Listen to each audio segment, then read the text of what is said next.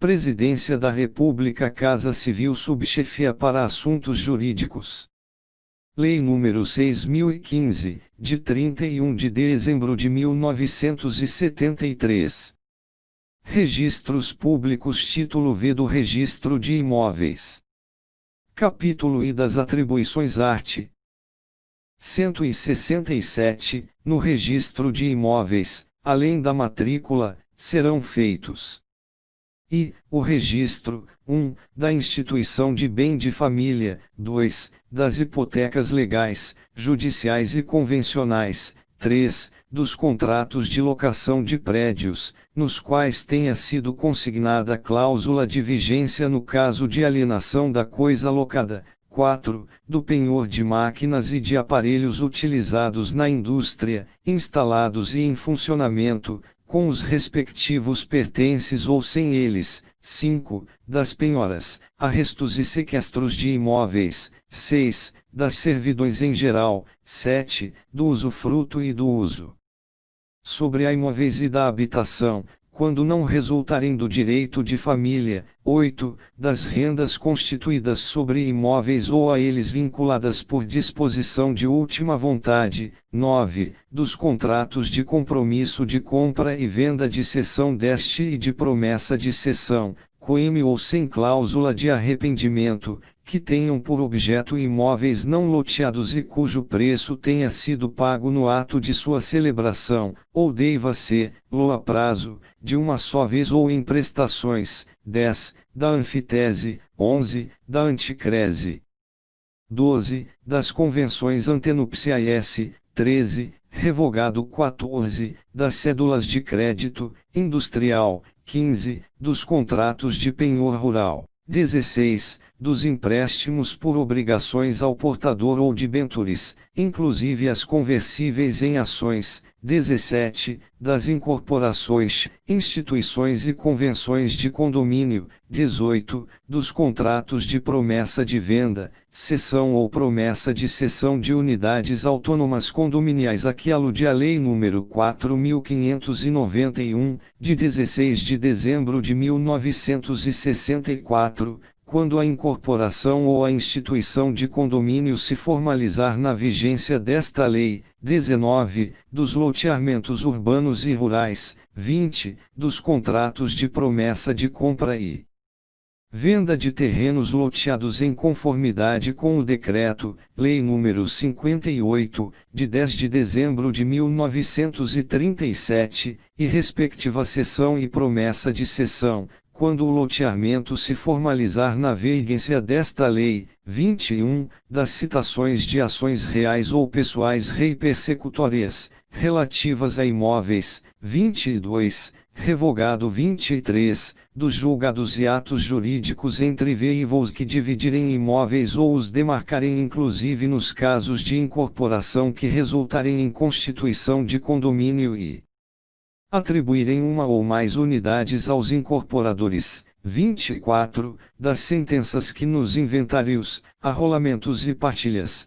adjudicarem bens de raiz em pagamento das dívidas da herança, 25, dos atos de entrega de legados de imóveis, dos formais de partilha e das sentenças de adjudicação em inventário ou arrolamento quando não houver partilha, 26, da arrematação e da adjudicação em asta pública, 27, do dote, 28, das sentenças declaratórias de uso capião, 29, da compra e venda pura e da condicional, 30, da permuta, 31, da dação em pagamento, 32, da transferência de imóvel à sociedade, quando integrar cota social, 33, da doação entre vivos, 34, da desapropriação amigável e das sentenças que, em processo de desapropriação, fixarem o valor da indenização, 35, da alienação fiduciária em garantia de coisa imóvel, 36, da emissão provisória na posse, quando concedida à União, aos Estados, ao Distrito Federal, aos municípios ou às suas entidades delegadas, e respectiva cessão e promessa de cessão. 37, dos termos administrativos ou das sentenças declaratórias da concessão de uso especial para fins de moradia, 38, vetado, 39, da constituição do direito de superfície de imóvel urbano, 40, do contrato de concessão de direito real de uso de imóvel público. 41 da legitimação de posse, 42. Da conversão da legitimação de posse em propriedade, prevista no art.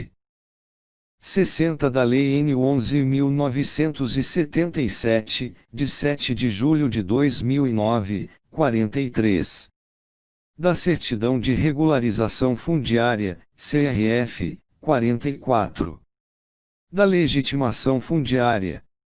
Segunda, a averbação, 1, das convenções antenupciais e do regime de bens diversos do legal, nos registros referentes a imóveis ou a direitos reais pertencentes a qualquer dos cônjuges, inclusive os adquiridos posteriormente ao casamento. 2, por cancelamento, da extinção dos ônus e direitos reais. 3. Dos contratos de promessa de compra e venda, das cessões e das promessas de cessão a que aludiu o Decreto, Lei nº 58, de 10 de dezembro de 1937, quando o loteamento se tiver formalizado anteriormente à vigência desta lei. 4. Da mudança de denominação e de numeração dos prédios, da edificação, da reconstrução, da demolição, do desmembramento e do loteamento de imóveis. 5. Da alteração do nome por casamento ou por desquite, ou, ainda, de outras circunstâncias que, de qualquer modo,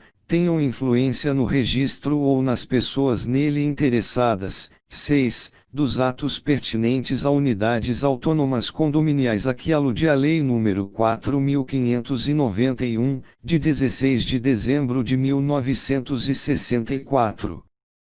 Quando a incorporação tiver sido formalizada anteriormente à vigência desta lei. 7. Das cédulas hipotecárias. 8. Da caução e da cessão fiduciária de direitos relativos a imóveis. 9. Das sentenças de separação de dote. 10. Do restabelecimento da sociedade conjugal. 11. Das cláusulas de inalienabilidade, impenhorabilidade e incomunicabilidade impostas a imóveis, bem como da constituição de fideicomisso. 12. Das decisões, recursos e seus efeitos, que tenham por objeto atos ou títulos registrados ou averbados.